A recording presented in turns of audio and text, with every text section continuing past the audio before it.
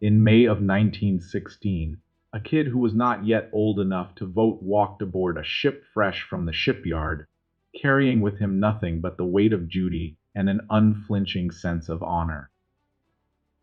His name was Jack Cornwell. While boarding the ship that day, he had no idea that his name would become an immortalized legacy over the next few weeks. This is the story of the 16-year-old gun captain who remained at his post awaiting orders during one of history's most catastrophic naval engagements, despite knowing death was certain. His silence that day would echo across an empire and beyond, a testament to something that transcends rank, transcends training, and transcends the ordinary calculations of fear and survival. Ladies and gentlemen, prepare yourself for a narrative that defies the comfortable distance many of us in the 21st century maintain from war and its horrors. His story begins in the North Sea in May of 1916, a contested expanse of gray water and tactical uncertainty. The Grand Fleet of Britain had watched and waited for months, hoping the Imperial German Navy would venture forth from its protected harbors and offer itself up for destruction. The Germans, on the other hand, sought a defensive bloodletting approach. That is, they kept waiting for a reduction of British naval strength, sufficient to allow German raiders and U-boats to prowl the Atlantic with greater impunity. Thus, both sides were depending, or rather hoping to rely on a peculiar arithmetic of naval warfare, one that relied on probability and gunnery skill rather than boarding actions or ramming tactics. But this was soon to change. On the 30th of May, intelligence officers decoded German wireless signals, which signaled that the German high seas fleet was moving. By evening, Admiral Sir John Jellicoe received the order to sail from Scapa Flow in United Kingdom with the British Grand Fleet, a massive concentration of battleships, cruisers, destroyers, and support vessels representing the accumulated naval prowess of the British Empire. To reinforce the fleet, Admiral Sir David Beatty sailed with the battle cruiser force to Rendezvous. It was not yet midday on the 31st of May 1916 when the two great fleets began their approach to the waters off Jutland, a Danish peninsula that would lend its name to the largest naval battle of World War I. The stage was set, the ships were moving into position, and somewhere in that approaching storm of steel and fire was a young boy from London whose name would soon shine throughout history. It is still disappointing that many of us are still unaware of such heroes we owe our lives to. Let's change that with videos like this. Before we jump into the story, let us quickly look into the early life of this teenager. John Travers Cornwell, or Jack Cornwell, was born on the 8th of January 1900 in Leighton, Essex, a working-class district of East London. His father was Eli Cornwell, a former soldier and later a tram driver, a man who himself was shaped by service in Egypt and South Africa. His mother was Lily King, a woman who would come to know both the ordinary anxieties of raising 6 children and the extraordinary grief that comes with losing one to war, especially at an age when he was supposed to experience his mother's love, not bullets. The Cornwell household was modest in circumstance but rich in the values that characterized much of the British working class: loyalty, duty, faith, and an unquestioned patriotism that seemed as natural as breathing. The family relocated to Little Ilford in 1910, where young Jack attended Walton Road School, attending lessons until the age of 14 when the demands of family income required him to enter the workforce. But financial hardships at home had forced the young boy to secure work as a delivery boy for Brook Bond and Company, the tea merchant, as early as 13 years.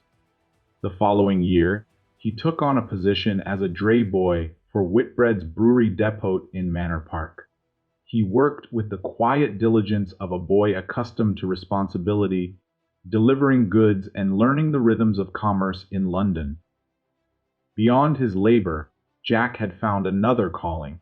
He joined the St. Mary's Mission Scout Troop in Little Ilford, and there he flourished in an environment that valued the very virtues he carried instinctively: honesty, obedience, loyalty, courage.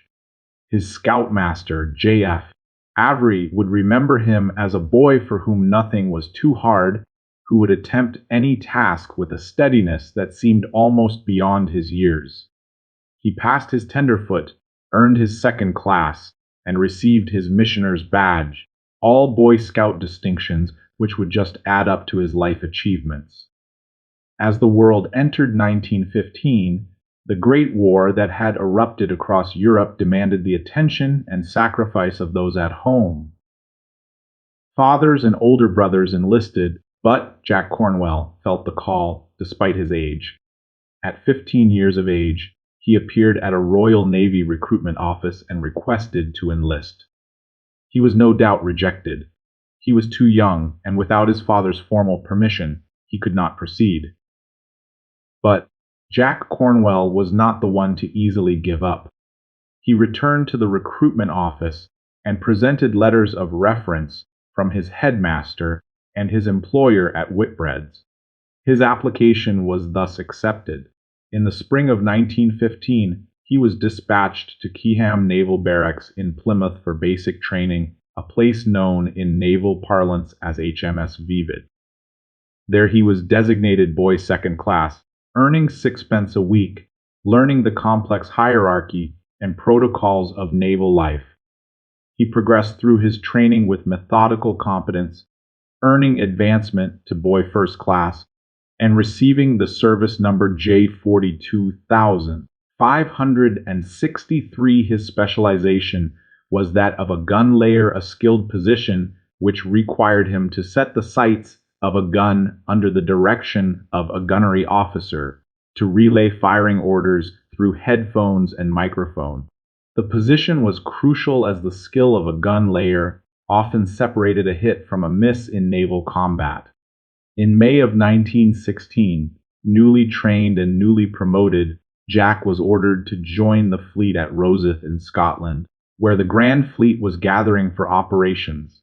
On the 2nd of May, just 5 weeks before the Battle of Jutland, he boarded HMS Chester, a light cruiser of the Town class that had only recently entered service on 2nd of May. So, both Chester and Jack were new to naval combat. HMS Chester was a remarkable vessel for her time, a relatively modern ship that embodied the transitional nature of naval design in the early 20th century. She was 456 feet in length, displacing some 5,200 tons, and powered by 12 Yarrow boilers, driving 4 propeller shafts to achieve a maximum speed of 26.5 knots. Instead of the more common 6-inch guns carried by most British light cruisers, Chester mounted 10 5.5-inch Mark I guns. These weapons, being lighter, were capable of faster firing, delivering 12 rounds per minute, with each projectile weighing 82 pounds and able to reach targets beyond 16,000 meters. All that advantage, but there was a huge vulnerability. The guns were mounted on open-backed shields, exposing gun crews to shrapnel when nearby shells exploded. This vulnerability would soon prove catastrophic at Jutland. That was some basic information about the naval vessel for many of our detail-oriented viewers. Since the ship was only recently commissioned, there had been no time for the extended gunnery training or tactical drills necessary to ensure seamless coordination in intense combat. Anyways, her crew included approximately 400 sailors. Jack Cornwell was one of dozens of young men aboard Chester who would face their first real test under fire, though none of them could have anticipated the ferocity of that test. On the afternoon of the 31st of May 1916, HMS Chester was stationed ahead of the 3rd Battlecruiser Squadron, screening for the main body of Rear Admiral Horace Hood's command, which itself was attached to Admiral Beatty's battlecruiser force. The afternoon was gray and hazy, the visibility reduced by smoke and sea mist. This made ascertaining the location of the enemy fleet a matter of luck, intelligence, and constant vigilance. At approximately 2:28 p.m., the battle began, with the first shots being fired at great distance. Both the competing fleets became aware of the presence of their enemites, and a general movement toward contact began. For some hours, the action remained confined to the main battle cruisers at distances of 10,000 yards or more. Then, at approximately 5:30 p.m., Captain Robert Lawson aboard HMS Chester heard gunfire to his north, a sound that suggested action between light cruisers or other screening units. Acting on professional instinct, he ordered full speed and turned his ship toward the sound of the guns to investigate and offer support and reinforcements. This decision, made in the fraction of a second, driven by duty and incomplete information, unfortunately led HMS Chester directly into a dangerous, even fatal position. Emerging from the haze at approximately 5,000 to 6,000 yards were four German light cruisers of Vice Admiral Franz Hipper's scouting group: SMS Frankfurt, SMS Pillau, SMS Elbing, and SMS Wiesbaden. At this point, visibility was perhaps 6,000 to 8,000 yards. In contrast to HMS Chester, the German cruisers, anticipating that a British ship might investigate, were prepared and alert. The moment HMS Chester appeared, their lookouts identified her, and the order to open fire was transmitted along the German line. At that distance, and with such a concentration of fire with four ships, each mounting multiple quick-firing guns, the odds shifted decisively against the British light cruiser. The first salvos from the German cruisers landed in the water around Chester, sending up geysers of spray and shock waves. Soon, the shots began to find their mark. A shell struck at approximately 5:30 p.m., and from that moment forward, HMS Chester was subject to withering, systematic bombardment. Jack Cornwell was at his post on the forecastle of the ship, at one of the exposed gun positions. He was the boy among several men assigned to the forward 5.5-inch gun, his role as sight setter being to position himself at the gun sights and relay information about elevation, deflection, and firing readiness to the gun captain and the gunner above him on the bridge. Let me remind you yet again that the gun was open-backed, a standard during the time. This meant the crew had protection only from direct fire approaching from ahead, but were entirely exposed to shrapnel entering from behind, from the sides, or from above. The volume and accuracy of the German fire increased rapidly. Shell after shell struck HMS Chester. The first four hits came quickly, each one detonating near or directly at the gun positions on the forecastle. The shrapnel from each explosion was driven downward and outward in deadly arcs, cutting through the exposed gun crews like a hot knife through butter. At Cornwell's gun, men began to fall. The gun captain went down, then the breech worker, then the trainer, and so on. The casualty list at that single position grew with shocking speed. Some were killed outright, others mortally wounded and crying out in agony as their bodies began to fail them. This was a common tactic because if you take out an opponent's attacking capability, they are defenseless. The helpless cries of the sailors interspersed with the roar of the German guns, the whistle of incoming shells, the explosion of impacts, the orders being shouted across the deck merged into a chaos that would remain vivid and horrifying to anyone who experienced it. But no amount of chaos or the immediate agony around deterred Jack Cornwell, who remained at his post like an immovable mountain. Let me clarify it here. Cornwell, too, had been struck himself in the early moments of the action. Shrapnel had torn into his chest, his abdomen, and his legs. The pain must have been extraordinary, disorienting, the kind of pain that makes rational thought difficult and survival seem distant. Yet he stayed. He did not run to find the ship's surgeon. He did not seek shelter below decks. He remained standing at the gun position, looking at the rangefinder sights, waiting for orders. For nearly 20 minutes, HMS Chester was under the concentrated fire of the German cruisers. The ship received at least 17 direct hits from 150mm shells.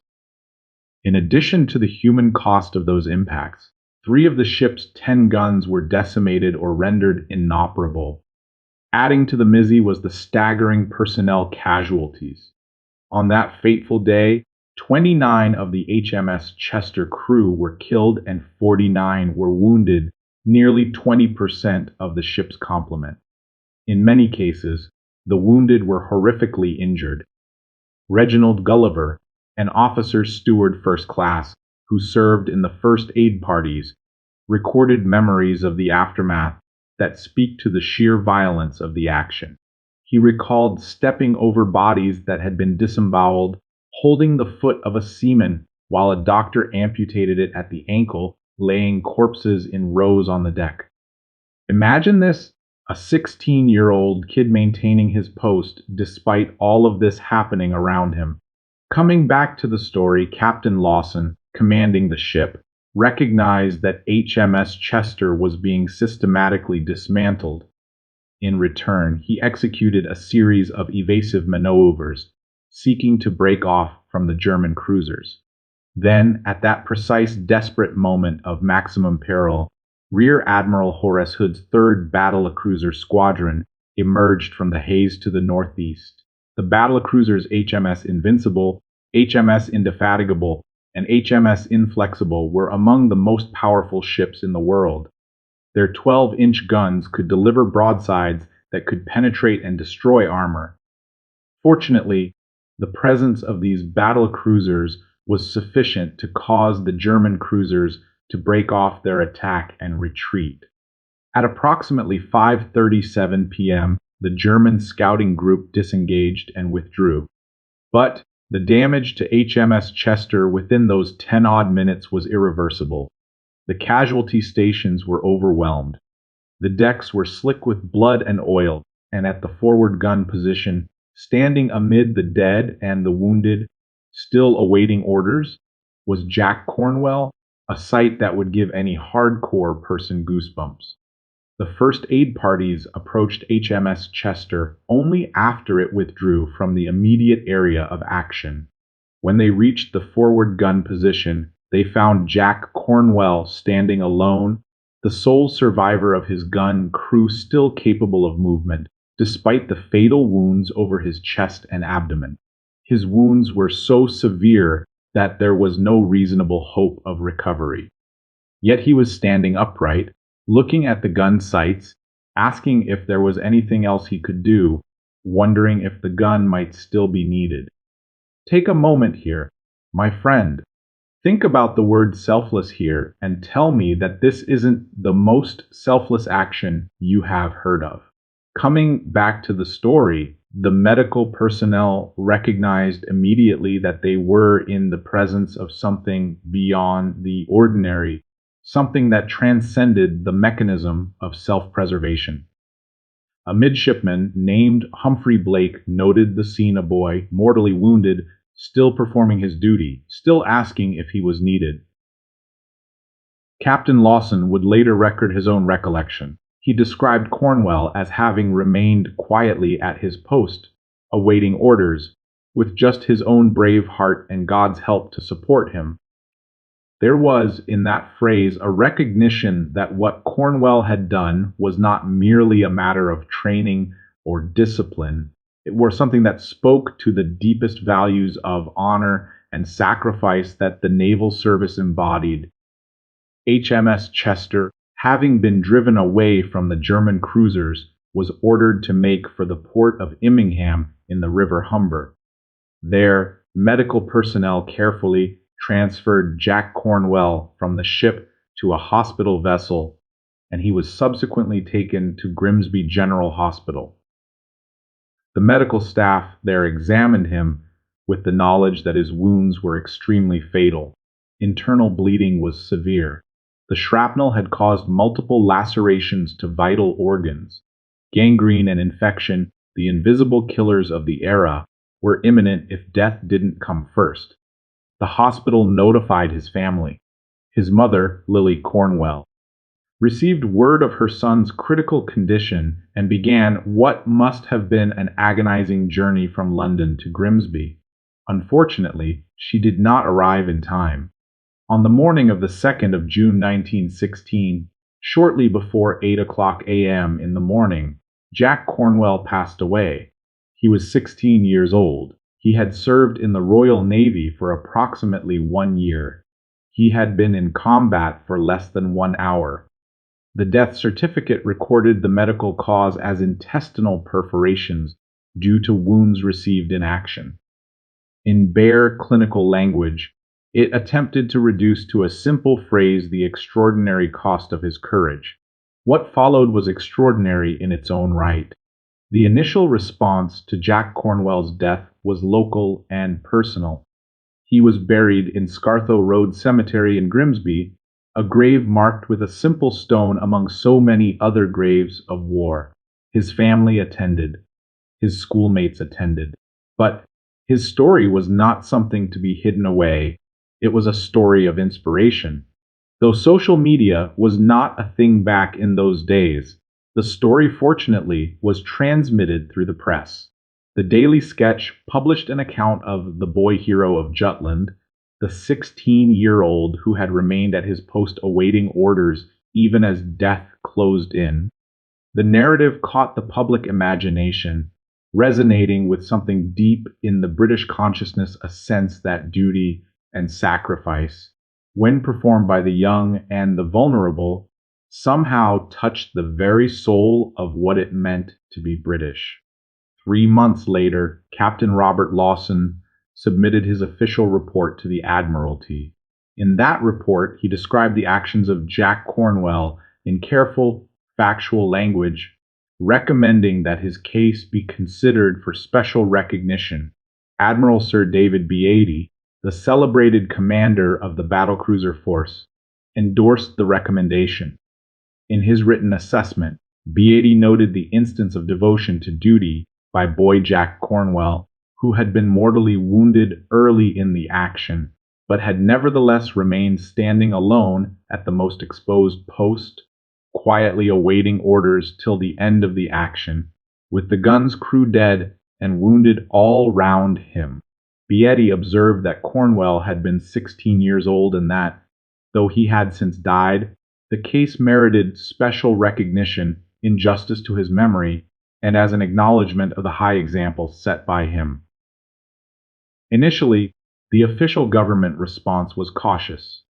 The Admiralty was concerned with managing politics while maintaining morale and balancing public expectations.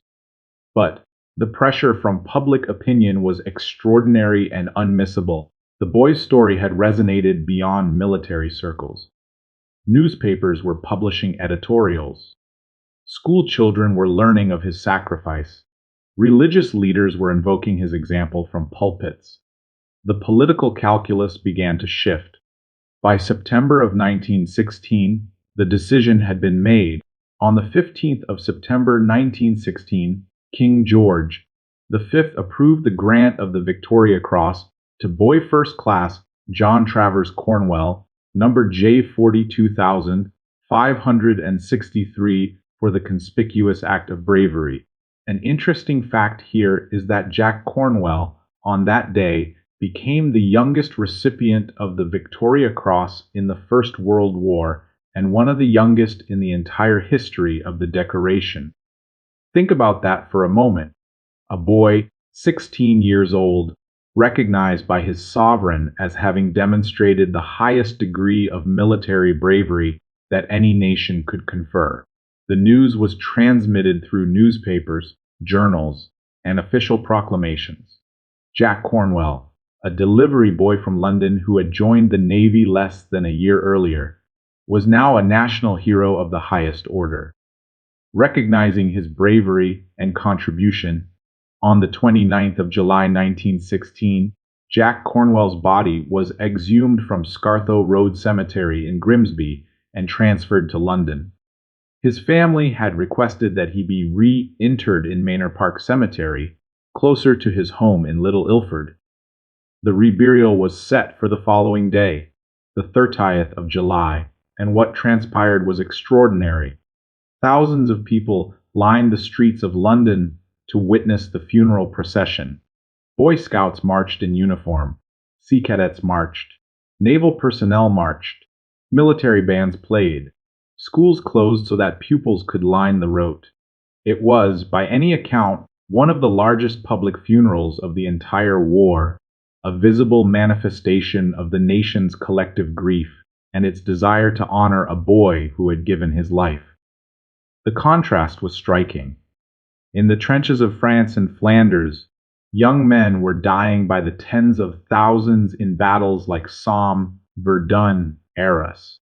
Yet the death of this one boy, in a naval engagement lasting less than an hour, had touched something in the public consciousness that seemed deeper and more personal. Perhaps it was the purity of his response to duty. Perhaps it was the vulnerability of his age.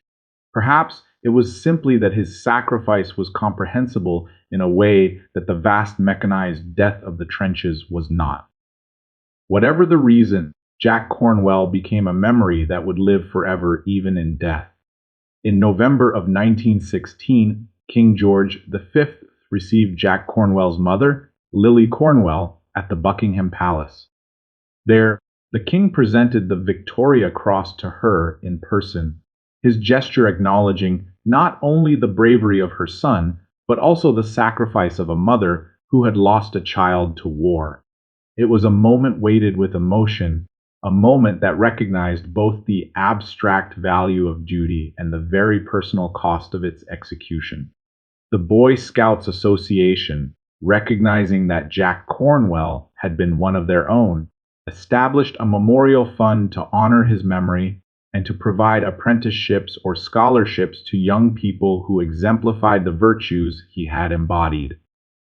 Robert Baden-Powell, the founder of the Scout movement, created the Cornwell Scout Badge, an award reserved exclusively for scouts under the age of 18 who demonstrated courage and endurance under extreme conditions.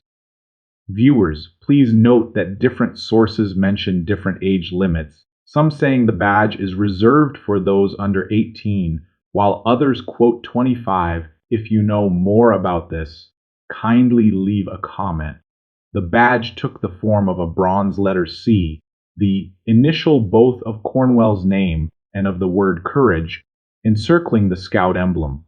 To this day, more than a century later, this badge remains the highest possible award for gallantry within Scouting, reserved for young people who demonstrate the kind of absolute courage that Jack Cornwell embodied. The Royal Star and Garter Homes, an institution dedicated to the care of disabled servicemen, established a ward in his name.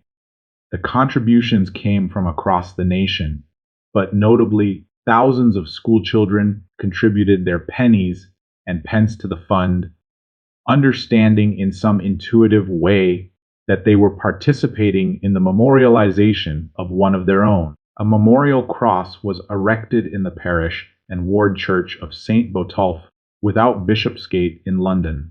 But perhaps the most enduring testament to Jack Cornwell's life was something more quiet and more profound than any of these formal memorials. HMS Chester herself, the ship on which he had made his stand, survived the Battle of Jutland and remained in service with the Royal Navy for the remainder of the war and beyond. The gun at which Jack Cornwell maintained his post, the number 21 gun on the forecastle, was preserved and eventually placed on display at the Imperial War Museum in London, where it remains to this day. Visitors to the museum, standing before that gun with its open-backed shield and its spare mechanical elegance, can only imagine the young man who stood at those sights, mortally wounded, still awaiting orders. The Battle of Jutland itself, the great naval engagement that lasted from the 31st of May through the 1st of June 1916, was later assessed by military historians as something other than an outright victory for either side. The British lost 14 ships and approximately 6,000 men. The Germans lost 11 ships and approximately 2,500 men. Tactically, the outcome was indecisive. Yet strategically, the British had achieved their objective. The German high seas fleet, bloodied by the engagement, never again ventured forth to challenge British naval supremacy. The North Sea remained under British control for the remainder of the war.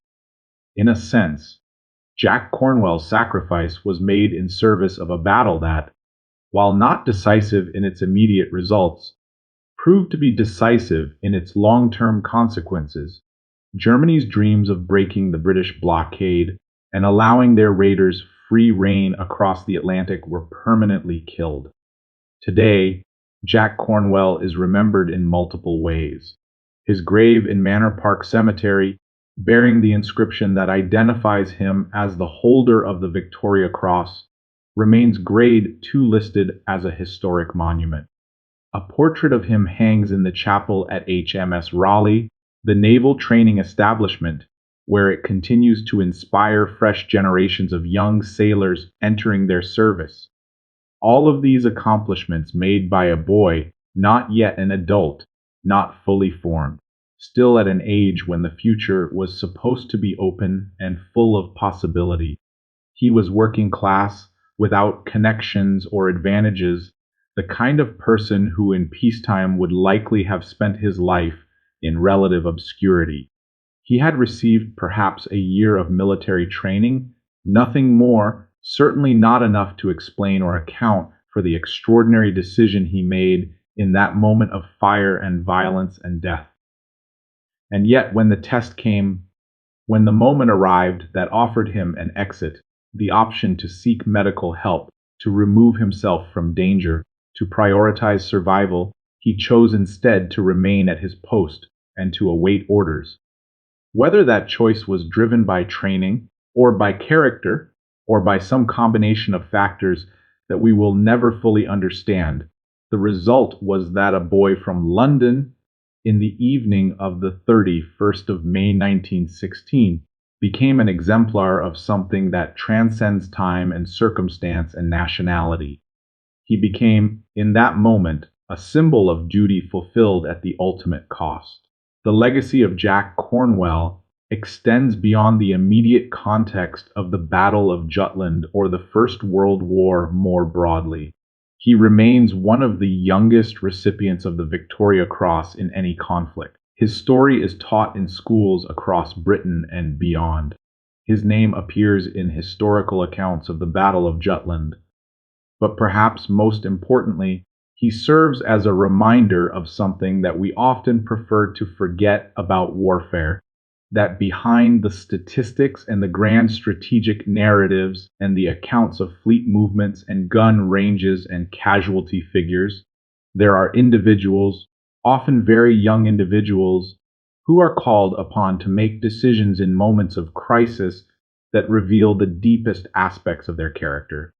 Jack Cornwell made such a decision, standing in a gun pit with shells exploding around him, his own body failing him, surrounded by the dead and dying, and he chose to remain at his post and await orders. That choice, made by a boy of 16 nearly 109 years ago, continues to speak to us across the gulf of time, a message about what it means to face fear and pain and mortality with calm determination and a sense that duty. If this story moved you, consider subscribing to Archive of Wars and sharing it with others who value the untold chapters of history. Jack Cornwell deserves to be remembered not merely as a statistic or an entry in a record book, but as a human being whose brief life exemplified values that remain relevant and vital in any age. Thank you for joining us in the remembrance of Boy First Class John Travers Cornwell, Victoria Cross.